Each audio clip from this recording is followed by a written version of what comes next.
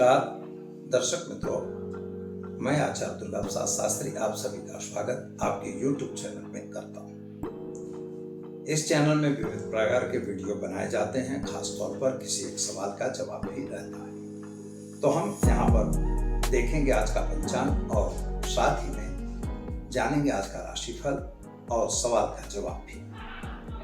सबसे पहले हम भगवान शिव को वंदन करेंगे। ओम नमस्ते रुद्रमन्यौतोत्रैखवे नमस्ते बाहुभ्यां मुक्ते नमो नमः नमस्ते चातुर्सिक्तन्पुरा पापकासनी तया नस्तन्वासचा कपिः। भगवान के चरणों में वंदन कर और हम चलते हैं और जानते हैं आज का पंचांग। आज विक्रम संवत 2078 और शक संवत 1943, वीर संवत 2546, 10 तारीख है, जनवरी का महीना है, 2022 ईस्वी सन है, सोमवार का दिन है, यानी पूर्व दिशा में यात्रा के लिए वर्जित होता है। दर्पण में मुंह देख के आप उस दिशा की यात्रा कर सकते हैं। पूष कृष्ण पक्ष की आज अष्टमी तिथि है, रेवती नक्षत्र रहेगा और खास तौर पे शिव योग आज रहेगा और मीन राशि में चंद्रमा का जन्म रहेगा। जो जातक आज जन्म लेंगे उनका नामकरण मीन राशि यानी दशा अक्षरों पे रखा जाएगा। जो बच्चे जन्म ले रहे हैं अथवा जिनका जन्मदिन है उन सभी जातकों को हमारे चैनल के परिवार की तरफ से खूब खूब हार्दिक शुभकामनाएं। अगर किसी की मैरिज एनिवर्सरी दिन है तो उनको भी खूब खूब हार्दिक बधाई। जीवन में किसी भी प्रकार का संकट न आए, ऐसी भगवान शिव से हमारी प्रार्थना। चलिए हम जानते हैं राशिफल। लेकिन अगर आपने हमारे चैनल को सब्सक्राइब नहीं किया तो जरूर करिए, वीडियो को लाइक करिए, शेयर करिए और कमेंट करिए। ऐसा करने से और आपके सवाल हैं तो व्हाट्सएप माध्यम के द्वारा हमारे निम्न नंबर पर आप संपर्क कर सकते हैं। तो चलिए मित्रों, अब हम शुरू करते हैं आज का राशिफल। मेष राशि से बात करते हैं। मेष राशि वाले जातकों को जल्दबाजी से दूर रहना है, कामकाज में संलग्न रहना है, समय की कीमत रखना है। अगर कोई गलत काम हो रहा है तो उससे जरा दूर रहना है। व्यापारियों के लिए भी समय बढ़िया है, नौकरी में भी समय अच्छा दिख रहा है। साथियों का साथ सहकार थोड़ा कम मिल रहा है, लेकिन शादी संबंधी की बातों में भी आपको सफलता मिलेगी और संतान प्राप्ति का योग भी बन रहा है। क्या करना होगा? तो आज आप ओम होम जुम शाह मंत्र का प्रयोग करके शिव जी पर जल चढ़ाइए, दिन की शुरुआत करें, अच्छा मिल जाएगा। वृषभ राशि वाले जातकों को कहें तो आप आज किसी पर भी अंधा विश्वास नहीं करेंगे। गलत विश्वास करने का फल आपको ही भोगना पड़ेगा। विद्यार्थियों के लिए समय बढ़िया है, आप अपनी पढ़ाई में विशेष ध्यान दीजिए। अगर विदेश वगैरह जाने का प्लानिंग है तो उसमें भी सफलता आपको मिलेगी। शादी संबंधी की बातें आपकी भी होंगी। प्रेम संबंधों में थोड़ी सी खटराग आती हुई दिखाई देती है, यानी जल्दबाजी कुछ में करने की जरूरत नहीं है। क्रोध पे खास कंट्रोल करके अपना काम करिए, आपके लिए समय बढ़िया रहेगा। उपाय के तौर पर अगर देखा जाए तो आज आप गाय को घास खिलाइए, दिन की शुरुआत करिए, अच्छा दिन।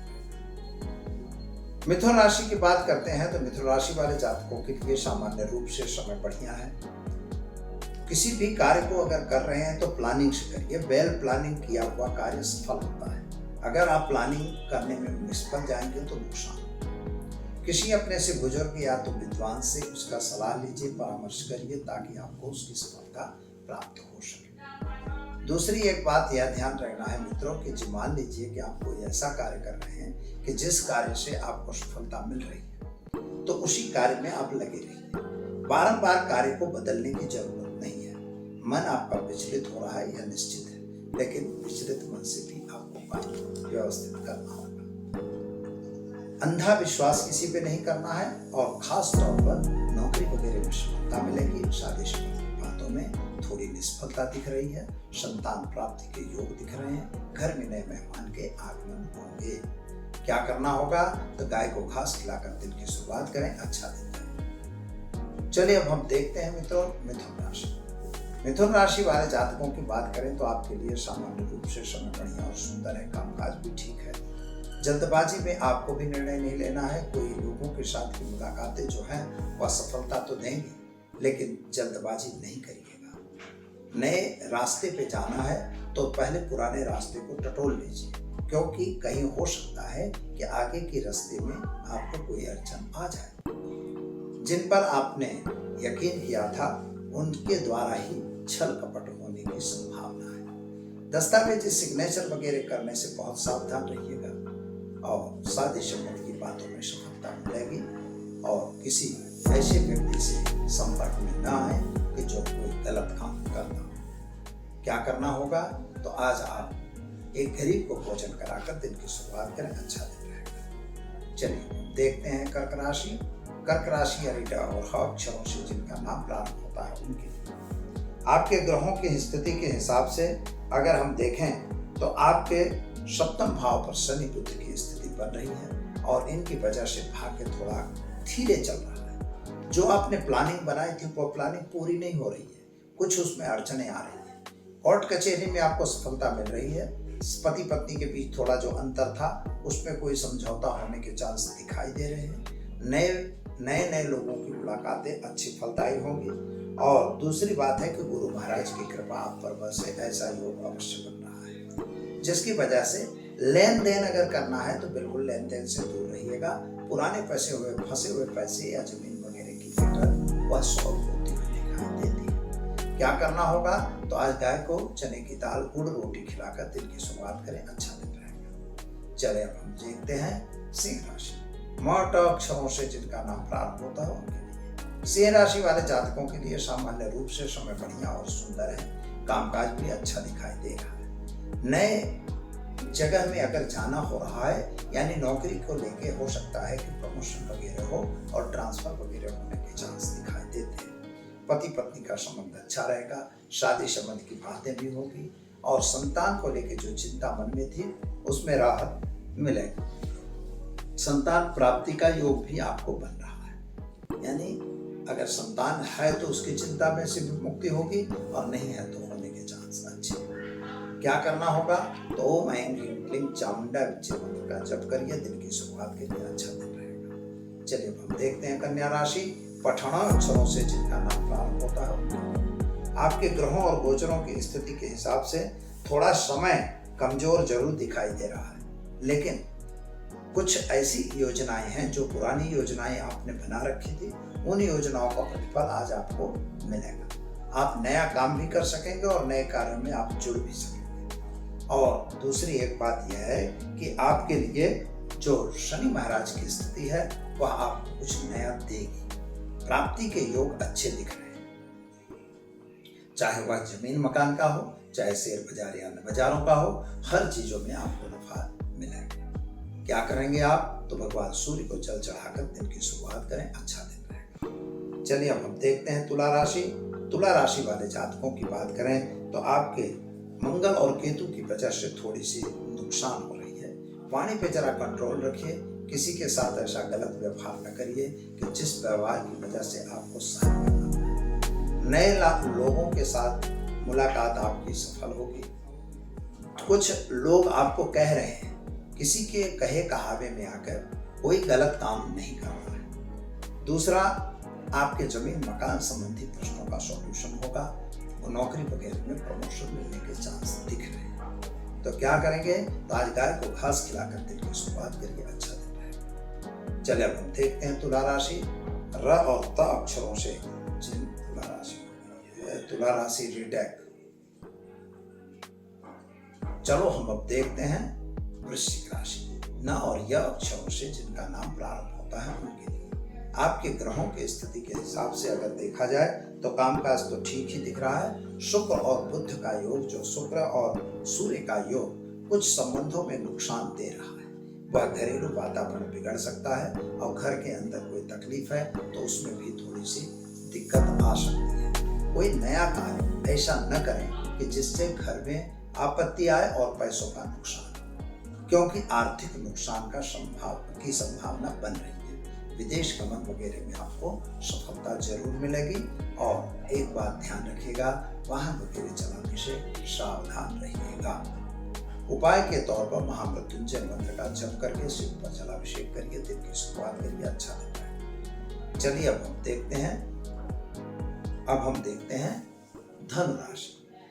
धन यानी भ ढ फ थ अक्षरों से जिनका नाम प्रारंभ होता है। आपके ग्रहों की स्थिति तो अच्छी है, कामकाज भी ठीक दिख रहा है, पैसे भी प्राप्त होंगे, लेकिन खर्च का प्रमाण आवक से ज्यादा हो रहा हो ऐसा लग रहा है। यानी कोई भी काम आप करेंगे तो उसको वेल मैनेजमेंट करके करेंगे तो सफलता मिलेगी। शादी संबंधी की भी बातें होंगी, प्रेम संबंधों में थोड़ा तकरार आती हुई दिखाई देती है।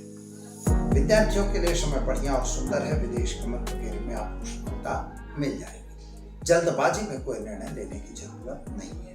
क्या करेंगे तो आज गाय को चने की दाल गुड़ रोटी खिलाकर दिन की शुरुआत करें, अच्छा लगता है। चलिए अब हम देखते हैं मकर राशि। मकर यानी ख और च अक्षरों से जिनका नाम प्रारंभ होता है उनके आपके लिए समय तो सुंदर है, कामकाज भी ठीक है, लेकिन सोर्स ऑफ इनकम थोड़ी घटती हुई नजर आ रही है। कुछ समय अच्छा चला, अभी थोड़ा समय कमजोर है। विदेश गमन वगैरह का अथवा तो अपने एरिया से कहीं बाहर जाने का, यात्रा प्रवास का योग आपका बन रहा है। शायद आपको जाना हो सकता है और सोर्स ऑफ इनकम भी ठीक दिख रही है।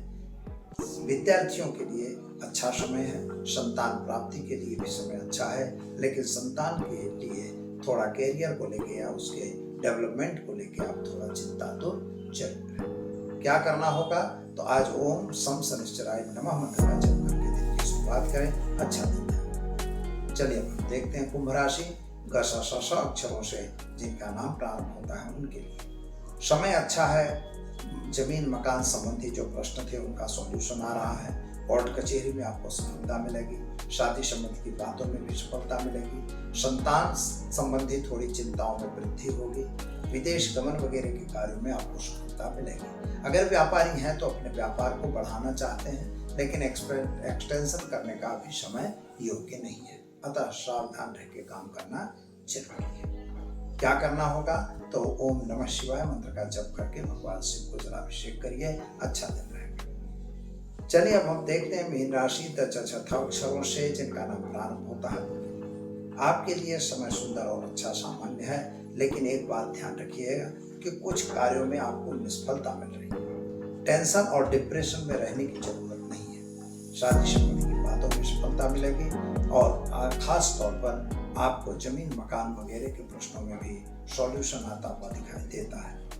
जो अगर कोर्ट कचहरी में कोई मैटर है तो उसमें भी आपके फेवरेबल रिजल्ट आने के चांस ज़्यादा दिखाई दे रहे हैं। क्या करेंगे आप तो आज आप ओम ओम जुष्रा मंत्र का प्रयोग करिए, गाय को चने की दाल गुड़ और रोटी खिलाइए। ऐसा करने से आपका दिन सुंदर और अच्छा जाएगा। तो दर्शक मित्रों, ये तो रही वास्तव में ग्रहों की स्थिति के हिसाब से आपके राशिफल।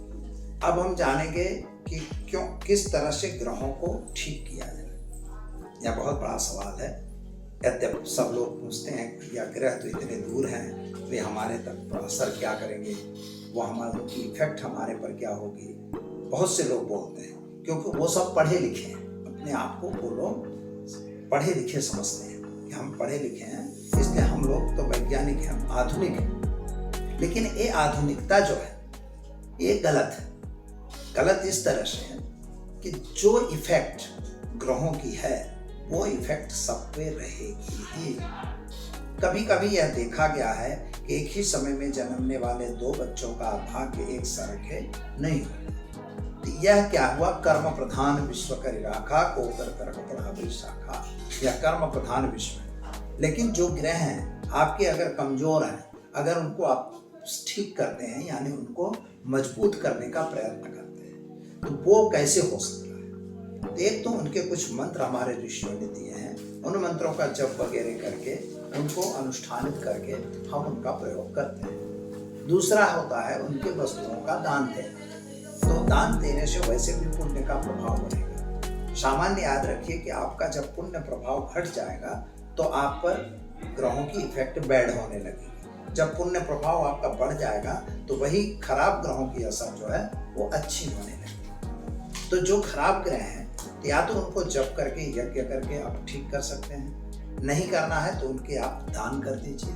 नहीं तो कभी कभी उनके रत्न वगैरह पहनाते हैं, कभी कभी उसमें रुद्राक्ष पहनाया जाता है। लोग कहते हैं कि भैया रुद्राक्ष ही पहनो, ये सब जब तब सब झूठा है, लेकिन ऐसा नहीं। रत्न ही पहनो, बाकी सब झूठा है। हम कहते हैं जप ही करो और सब झूठा है, मतलब ये हमारे एक अपनी अपनी डफली बजाने वाली बात है।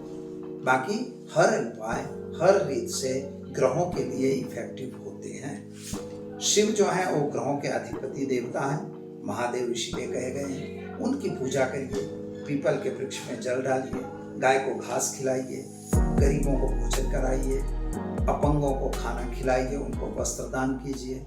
ये सब उनके उपाय हैं, आप ये सब कर सकते हैं। ऐसा नहीं है कि मतलब जप करके काम होगा, लेकिन ये सब करना पड़ेगा। जब यह सब आप करते हैं तो जो ग्रह आपका कमजोर है, जैसे नीच राशि का ग्रह है जिसकी डिग्री कमजोर है, तो जो डिग्रिकल कमजोर है, राशि भी कमजोर है, उनका स्थान भी कमजोर है, यानी गड्ढे के स्थानों में पड़े हैं, 6, 8, 12 भाव में है, तो ऐसे ग्रह आपको नुकसान करते रहते हैं।